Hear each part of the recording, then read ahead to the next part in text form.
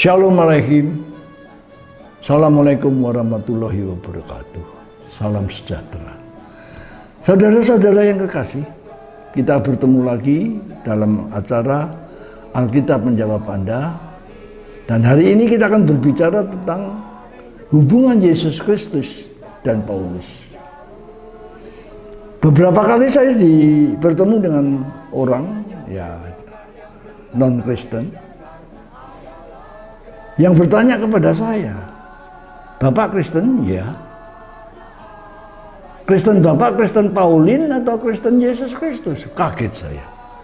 Jadi di dunia sana, bahkan mungkin di dunia Kristen, ada gambaran bahwa Yesus dan Paulus itu bertentangan. Yesus mengajarkan Injil, Paulus mengajarkan Injil lain. Dikasih contoh. Kalau Yesus mengatakan aku tidak mengubah hukum Taurat, Matius 5 ayat 17-18, maka orang-orang yang memperbedakan itu mengatakan Paulus sudah mengatakan Taurat sudah dihapus. Efesus 2 ayat 15-16. Benarkah demikian? Padahal Paulus sendiri mengatakan bahwa dia murid Yesus.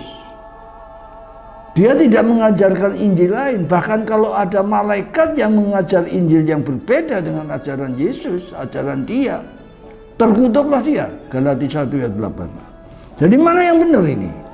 Dan bagaimana hubungan Yesus dan Paulus? Supaya kita tidak bingung dan tidak kacau pikiran kita. Mari kita mulai. Kita sudah belajar. Kita sudah mengenal siapa Yesus. Yesus adalah anak Allah. Ibrani 1 ayat 5-6, Kejadian 1 ayat 26, yaitu malaikat yang dipilih Allah untuk memimpin penciptaan bumi dan manusia. Dan Yesus adalah pembela kita setelah manusia jatuh dalam dosa, sehingga kita bisa pulih kembali kepada kudrat ilahi. Perjanjian baru juga membenarkan, karena perjanjian baru mengatakan manusia adalah ciptaan Allah oleh Yesus Kristus. Efesus 2 ayat 10.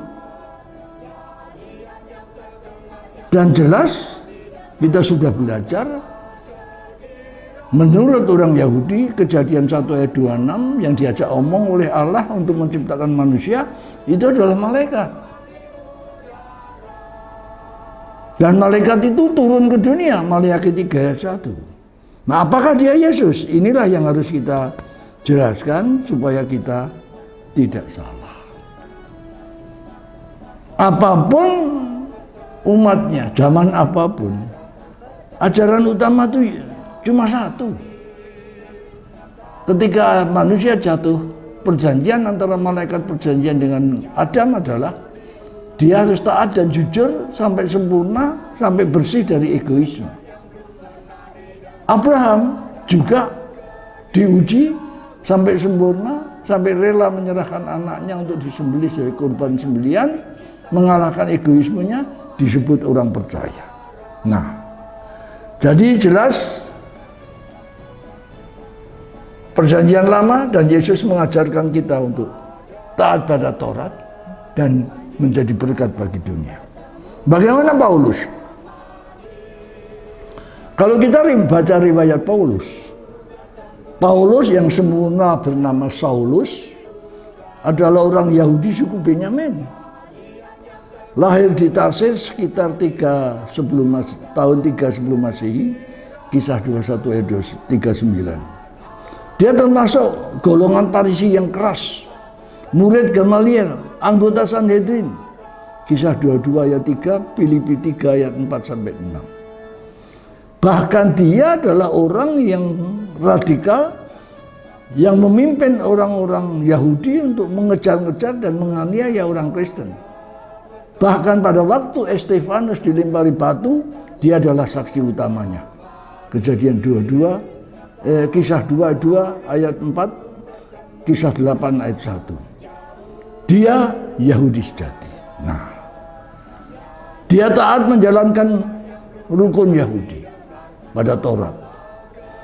Bagaimana dia jadi Kristen? apa Kristennya tidak berbeda dengan Yesus?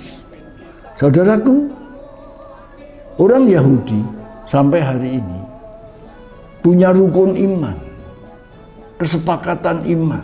Yang pertama, orang Yahudi pasti percaya hanya kepada satu Allah, Yahweh. Yang kedua, orang Yahudi sebagai umat pilihan Tuhan selalu dipimpin oleh malaikat, maka dia percaya pada malaikat. Yang ketiga, orang Yahudi pasti berpegang pada Taurat. Yang keempat, orang Yahudi percaya dan menghormati nabi-nabi. Saudaraku, apa yang terjadi dengan Paulus?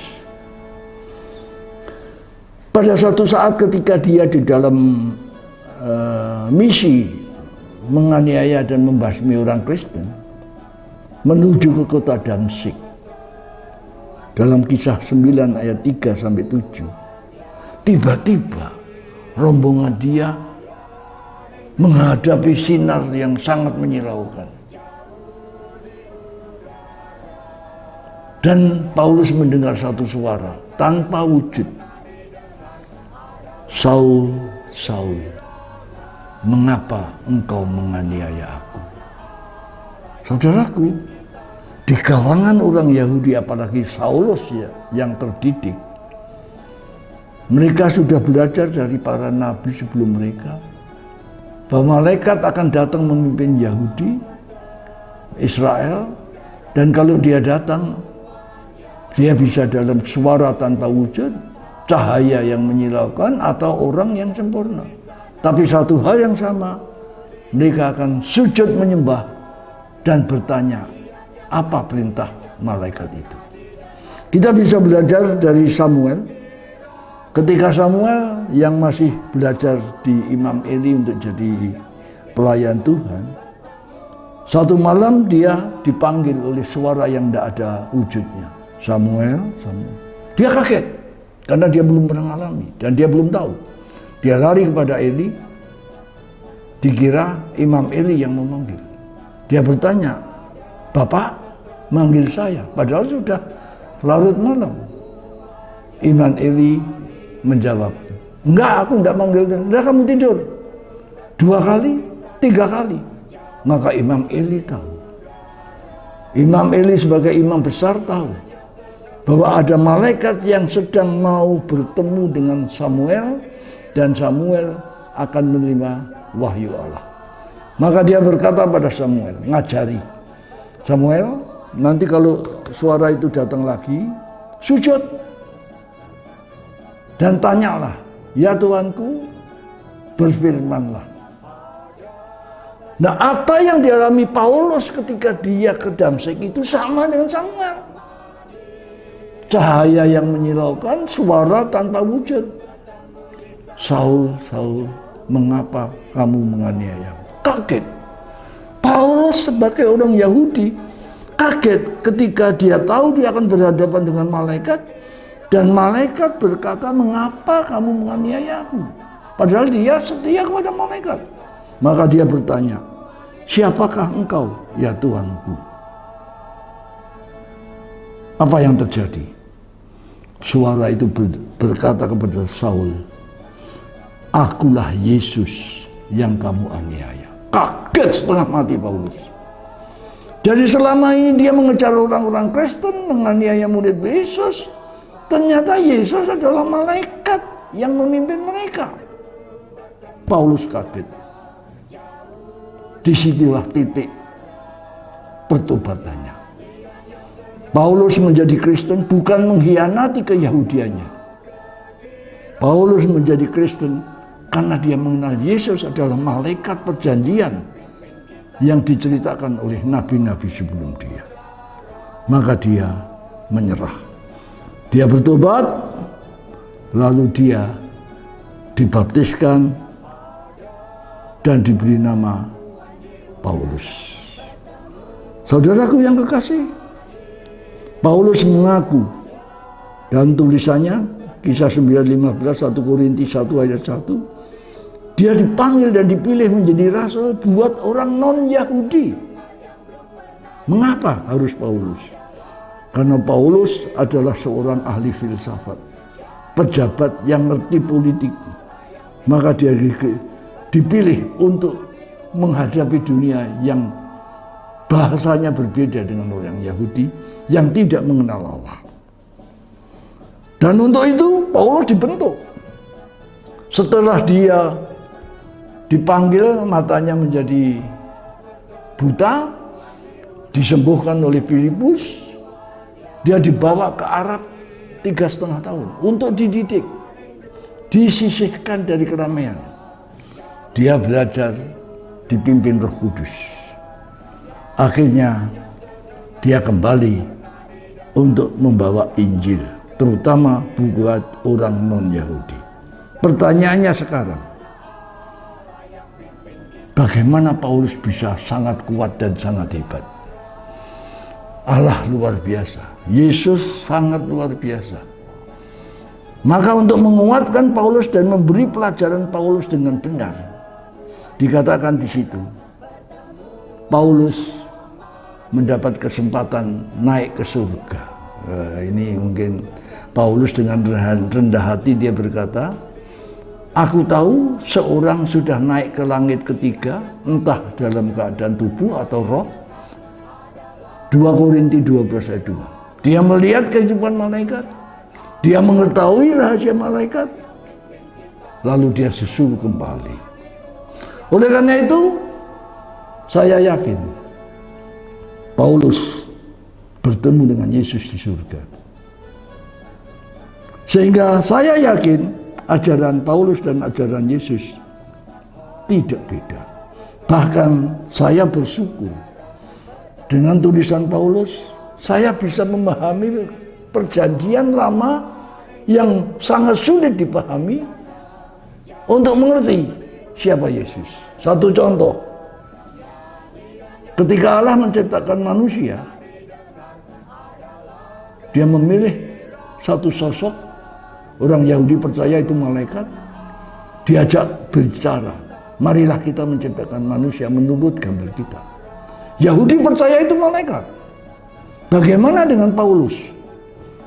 Paulus dengan jelas sangat berani mengatakan dalam Efesus 2 ayat 10, manusia kita ciptaan Allah dalam Yesus Kristus. Luar biasa. Artinya Paulus membuka rahasia bahwa Kejadian 1 ayat 26 itu adalah Yesus. Jadi dengan demikian tidak mungkin Paulus berbeda pendapat dengan Yesus, karena dia kenal. Kemudian ketika Mazmur berkata, aku ingin menyampaikan ketetapan Allah, dia berkata, engkaulah anakku, engkau kuperanakkan hari ini. Siapa malaikat yang diajak itu? Itu Kejadian 1 ayat 26 itu. Maka Paulus mengatakan dalam Ibrani 1 ayat 56, kepada siapakah di antara malaikat Allah berkata, anakku engkau. Artinya Paulus menunjukkan bahwa Yesus dipilih di antara malaikat untuk memimpin penciptaan bumi dan manusia. Dan kepada semua malaikat harus taat dan tunduk kepada dia, seperti kepada Allah, karena dia telah ditetapkan sebagai pemimpin. Saudaraku, rahasia-rahasia yang demikian dalam ini saya justru mendapati ketika saya mendapat pelajaran dari Paulus. Jadi saya yakin apa yang diajarkan Paulus tidak berbeda dengan ajaran Yesus.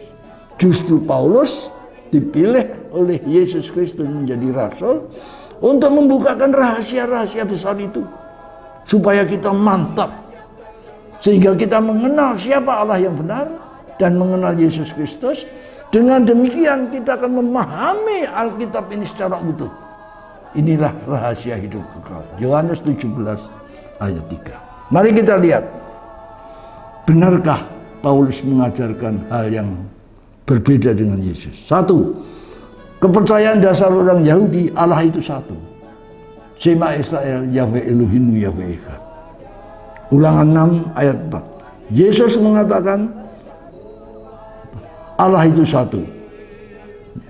Markus 12 ayat 29. Apa kata Paulus? Paulus berkata dalam 1 Korintus 8 ayat 6. Meskipun banyak Allah, namun bagi kita, Paulus tegas, hanya ada satu Allah, yaitu Bapa.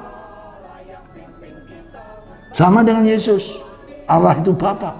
1 Yohanes 8 ayat 58. Jadi jelas Paulus siapa Allah itu?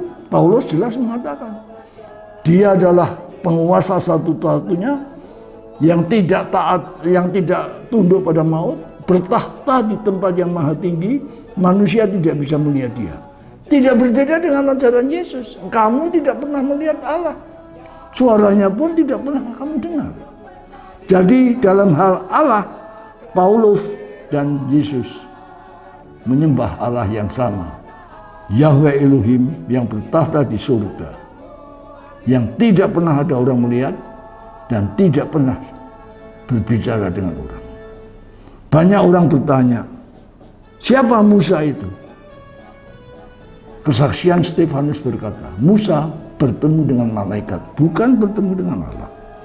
Dia menerima firman dari malaikat. Kisah 7 ayat 35 dan 53. Inilah saudaraku tentang Allah. Yang kedua, tentang Taurat. Yesus taat kepada Taurat. Paulus sebagai orang Yahudi taat pada Taurat. Tapi setelah dia jadi Kristen, kayaknya banyak orang menafsirkan Paulus jadi tidak taat pada Taurat. Salah. Dalam Roma 3 ayat 31 Paulus menegaskan, apakah karena iman kita membatalkan Taurat? Tidak. Melainkan meneguhkannya. Jadi saudaraku, Paulus tidak mengubah Taurat. Yang ketiga, Paulus tidak membawa Injil lain. Injil adalah keselamatan melalui Mesias Yesus Kristus. Kalau Yahudi menolak Yesus, Paulus menerima Yesus. Mungkin Paulus merangkum ajaran orang-orang Yahudi Kristen dalam teori yang lebih lengkap. Jadi Paulus sama seperti Yahudi Kristen lainnya, dia menerima Yesus.